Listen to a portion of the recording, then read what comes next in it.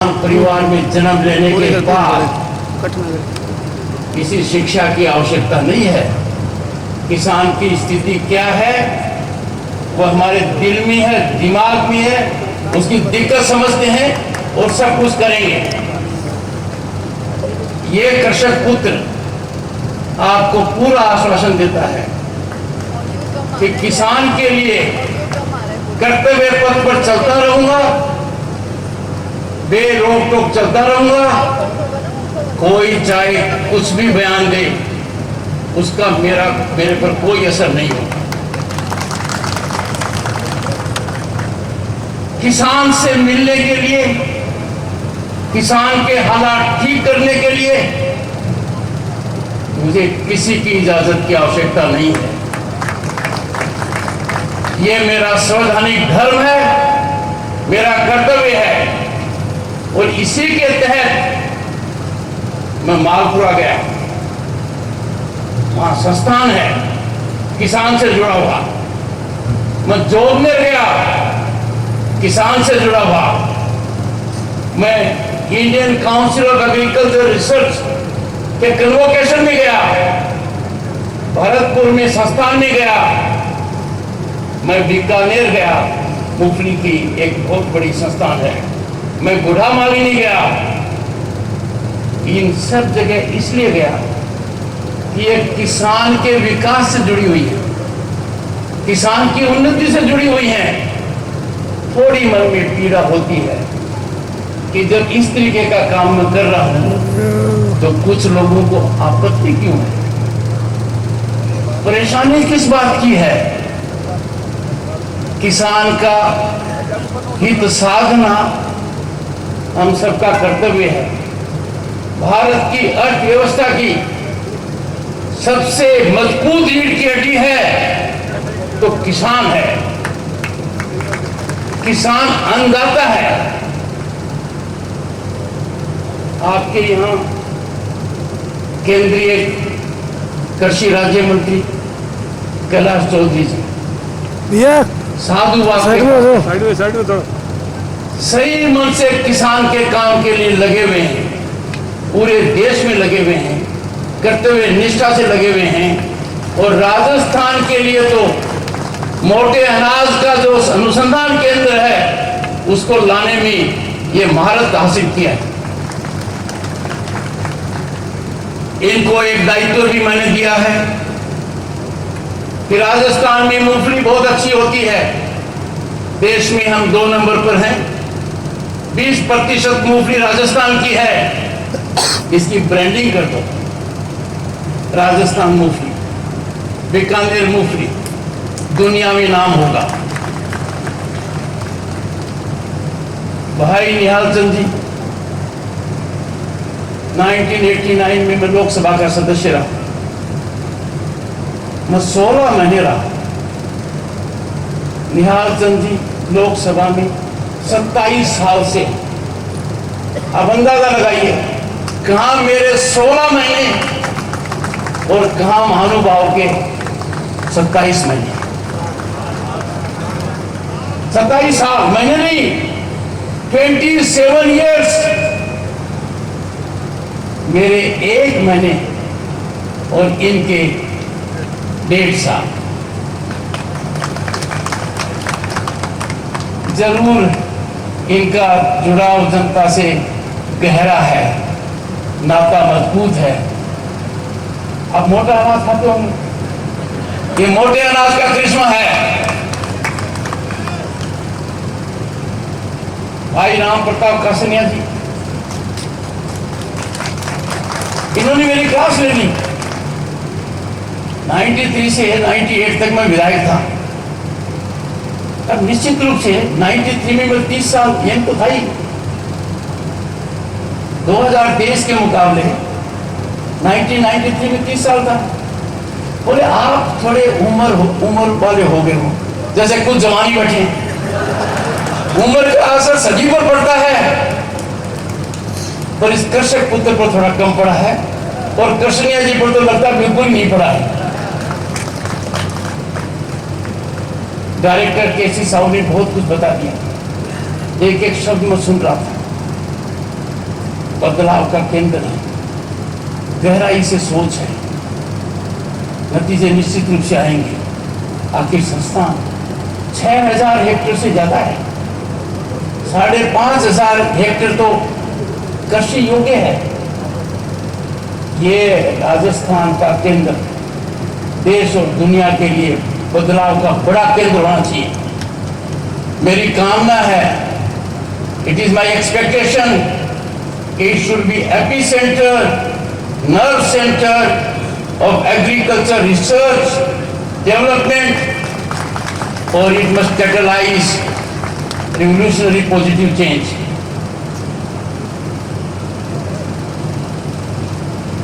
Doctor Chanchal Shah ji central seed farm में,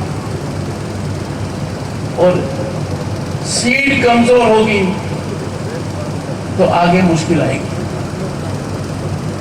ये बहुत महत्वपूर्ण है। हमारे बीच 2 विधायकगण हैं, उनको मिलते ही मुझे मेरे विधायक के दिन याद आते। दोनों प्रतिभाशाली हैं। श्रीमती संतोष बावरी जी, देखते पता लगा जुझारू हैं, कार्य निष्ठा के अंदर कोई कमी नहीं है, और मैं मानकर सकता हूं इनका योगदान आगे भी बढ़ता रहेगा। श्री धर्मेंद्र मोची जी, अब धर्मेंद्र जी को क्या कहें, वीरू कहें या क्या कहें? वो कौन सी पिक्चर है जिसमें अमिताभ बच्चन और धर्मेंद्र जी हैं? छोड़े। और धर्मेंद्र जी का क्या नाम था? वीरू। सबसे महत्वपूर्ण, मेरे किसान भाइयों, मेरे बुजुर्गों, मेरी माताओं, मेरी बहनों, आपकी उपस्थिति इस गर्मी में मुझे बहुत बड़ा संदेश दे रही है, मुझे बहुत बड़ी ऊर्जा दे रही है, और मैं आपका आशीर्वाद लेकर जा रहा हूं और आपको आश्वासन देता हूं कि किसी प्रकार कोई कमी नहीं आएगी मेरी निष्ठा में। बहुत कुछ माननीय मंत्री जी ने और साहू जी ने कह दिया, मैं रिपीट नहीं करूंगा, पर मेरा आग्रह रहेगा, किसान बदलाव की करवट ले, थोड़ा सा दिमाग लगाओ। लड़का आईआईटी में पास होता है, लड़का आईआईएम में पास होता है, उसको दुनिया में बड़ी नौकरी मिलती है, और वो नौकरी छोड़कर सब्जी का व्यापार कर रहा है, दूध का व्यापार कर रहा है, सफलतापूर्वक कर रहा है। सोचिए, किसान और किसान पुत्र के लिए कितना बड़ा अपॉर्चुनिटी का एरिया है कि सबसे ऊंची शिक्षा प्राप्त करने वाले दूध का, कृषि उत्पादों का व्यापार कर रहे हैं। ये मार्केट बहुत बड़ा है।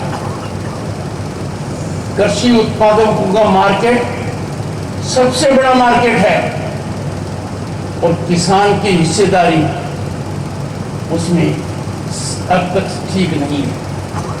इसमें बढ़ोतरी आनी चाहिए, और निश्चित रूप से बढ़ोतरी आनी चाहिए।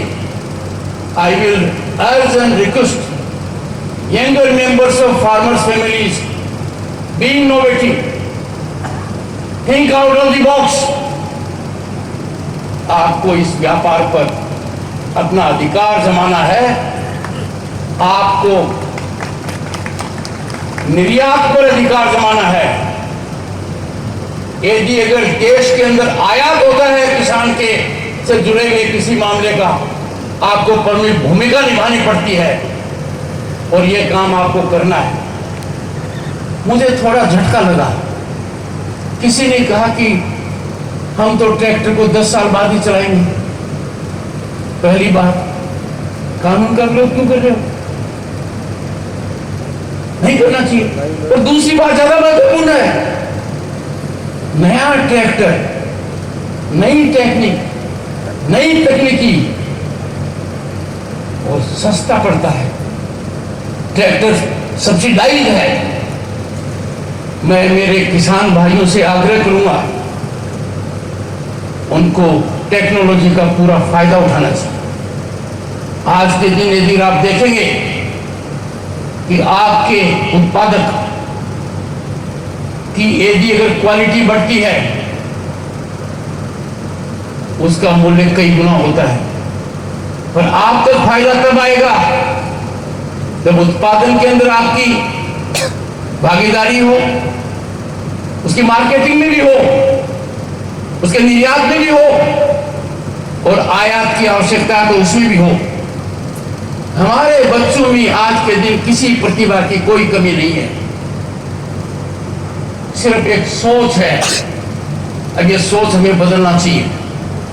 और यदि अगर किसान, जिसकी वजह से माननीय मंत्री जी ने कहा हमने किन किन देशों को पछाड़ा, हम कहां थे उस समय, देखिए जब भारत आया 5वें नंबर पर, हमने उनको पछाड़ा जिन्होंने हम पर राज किया था। हमने फ्रांस को पछाड़ा। अब बारी है जापान और जर्मनी की, और हम तीसरे पायदान पर आने वाले हैं 2-3 साल के बाद। आजकल वातावरण काफी अच्छा है। जो सोचते हैं, जो ठान लेते हैं, वो मुमकिन हो जाता है, और ये आपकी बदौलत मुमकिन होता है। मैं प्रधानमंत्री जी को एक बात के लिए धन्यवाद दूंगा। पीएम किसान निधि 11 करोड़ किसानों को, वो बताती है कि किसान कितना दिमाग से आगे है। केंद्र से तो आपने पैसा भेज दिया, पर किसान सक्षम है उसको ग्रहण करने के लिए। किसान ने वो तकनीकी अपना ली है। किसान इतना एजुकेटेड हो गया है कि यदि अगर उसके पास कोई धन आना है तो बिना बिचौलिए के, बिना कट के सीधा पहुंचता है। माननीय मंत्री जी ने कहा कि कृषि बजट बहुत बड़ा है। इनकी भूमिका है, जितने सिंपल दिखते उतने हैं नहीं।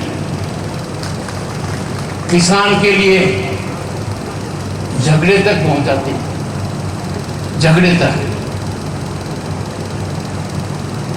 भारतवर्ष का कृषि मंत्रालय में राज्य मंत्री होना का मतलब है 140 करोड़ वाले देश में कृषि जो प्रमुख आधार है, रीढ़ की हड्डी है, उस मंत्रालय में नीति निर्धारण का काम करना ये छोटी उपलब्धि नहीं है। एक किसान का बेटा ये काम कर रहा है, पर इस किसान के बेटे ने कई काम करवा दिए। हल्दी बोर्ड, हल्दी के बारे में तो आप जानते हो ना। जब कोई दुकान पर गया और पूछा हल्दी का भाव क्या है, तो व्यापारी ने कहा चोट कितनी गहरी है। चोट गहरी है तो हल्दी का भाव ज्यादा है। हल्दी बहुत महत्वपूर्ण है। पर यह बोर्ड इतना अच्छा काम करेगा कि किसान और किसान के बच्चों के लिए, पढ़े लिखे बच्चों के लिए दुनिया में बहुत बड़े रास्ते खोलेगा। आपने G20 की बात सुनी है, दुनिया में डंका बजाया भारत का, और किसान के लिए उसमें एक बहुत बड़ा निर्णय हुआ है जिसका फायदा किसान को मिलेगा और किसान के जीवन में बदलाव आएगा। क्योंकि किसान का पढ़ा लिखा बेटा, किसान की पढ़ी लिखी बेटी अपनी योग्यता से, शैक्षणिक योग्यता से उसका फायदा उठा पाएगी। और वो है हजारों साल पहले जो व्यापार का मार्ग था, उस मार्ग को अब जीवित किया जा रहा है।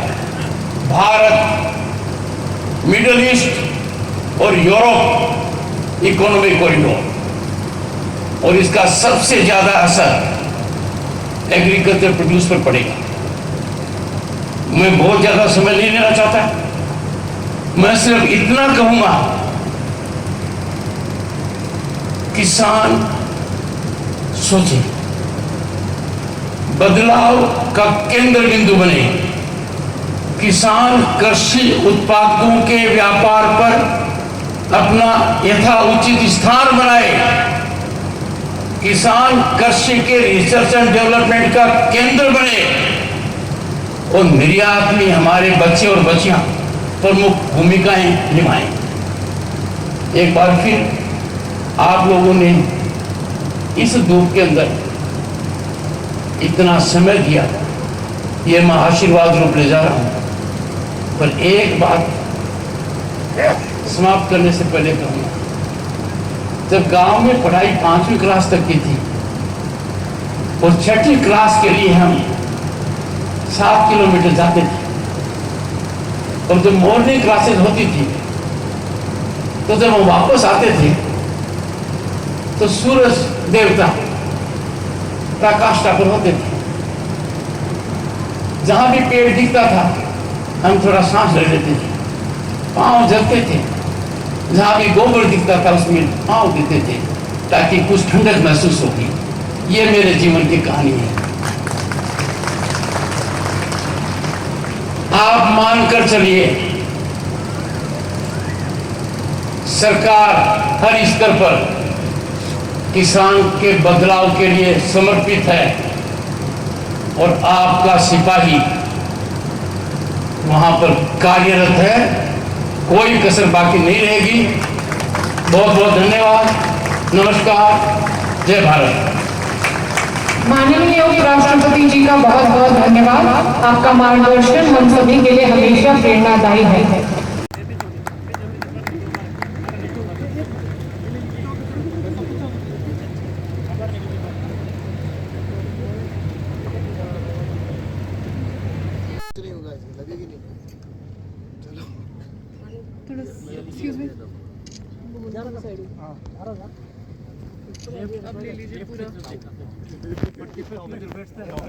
पानी उधरी होता है।